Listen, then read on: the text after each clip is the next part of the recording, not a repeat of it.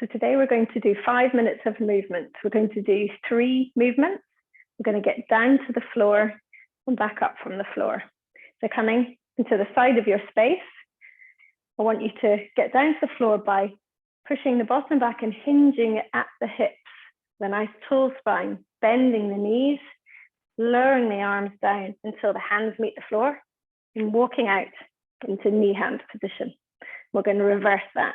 Walk the hands back the same way you just came, keeping your toes tucked, pushing down into the floor so that pelvis tips back, keeping a nice tall spine, lowering the heels and pushing up to standing. Let's do that one more time. Hip hinge, knee bend, hang the arms down, and walking out into tabletop or knee hand position, walking back the way you came, sticking the bottom out to keep that lovely tall spine, pushing down into the hands to lift the knees, rocking the pelvis back, lowering the heels, push up to standing. Back down, hip hinge, knee bend, and this time we'll stay down in knee hand position. And we're going to do some rocking here. So just untuck the toes at first, making sure that your shoulders are above your wrists, your pelvis is above the knees, and your head's a lovely long extension of your spine. And we're going to keep that lovely tall spine as we shift forward and back. So we're not curving the spine. And to do that, we stick the bottom out as we go backwards. And then we're leaning the weight over our hands, nice widespread hands, to get some lovely movement into the hips, the shoulders, and weight bearing into the wrists. Just rocking forwards and backwards, sticking that bottom out to keep a lovely tall spine. And looking just ahead of the hands to make sure we don't round the upper spine. And then we're going to tuck the toes and just lean into the toe joint. So important for walking. Untuck for one and then tuck again. Leaning into that toe joint, untuck, and come back to the center. A couple more times. Tuck and untuck. And then tuck, and this time walking the hands back, we're going to untuck the toes, we'll then sit back on the heels, and then leaning out onto one hand or shifting the weight to the side to then bring the legs around into bent sit position. And then we're going to have quite wide feet in this bent sit position because we're going to do some side bent sit reverses. We need to accommodate our knees.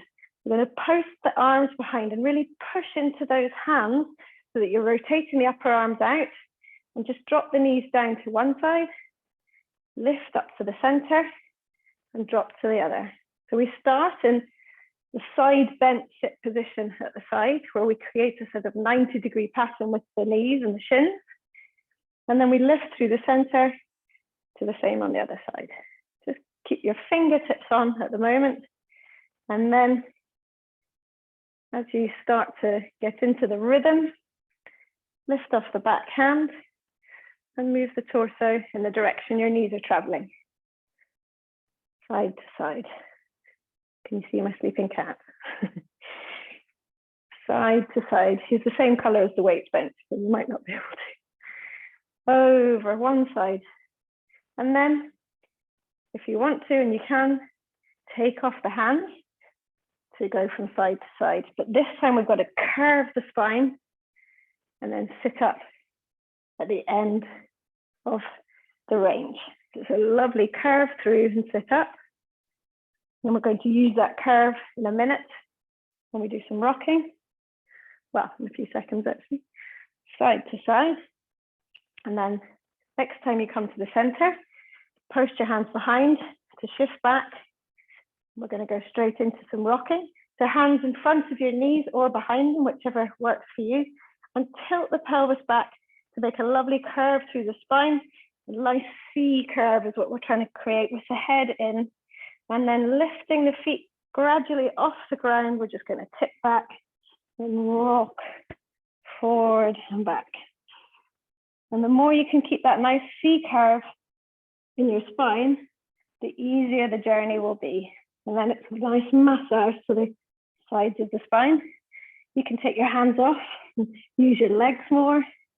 Do whatever feels right for you today. Forward and back. Making sure that you're nice and controlled through the core to bring you back up, and use momentum. Always use momentum.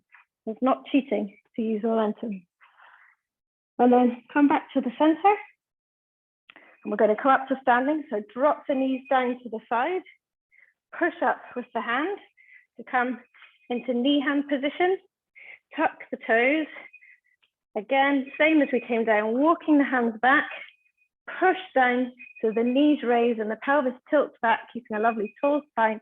Drop the heels and come up to standing.